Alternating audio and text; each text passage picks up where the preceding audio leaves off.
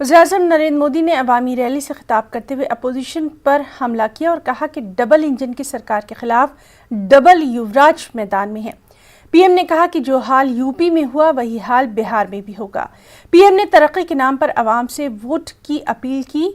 आपको बताएं कि दूसरे मरहले की इंतखाबी तशहीर का आज आखिरी दिन है।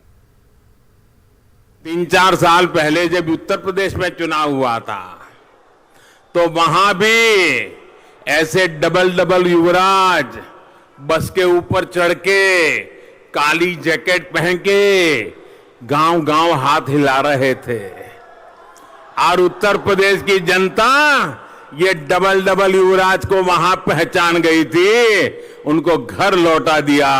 तो वहां का एक युवराज अब जंगल राज के युवराज से आकर के मिल गया। अब वो यहां दोनों हाथ हिला रहे हैं। जो उत्तर प्रदेश में डबल युवराज का हुआ वो ही बिहार में डबल युवराज और स्पेशली जंगल राज के युवराज का होने वाला है। ये डबल युवराज बिहार के लिए नहीं सोच सकते, बिहार की जनता के लिए नहीं सोच सकते।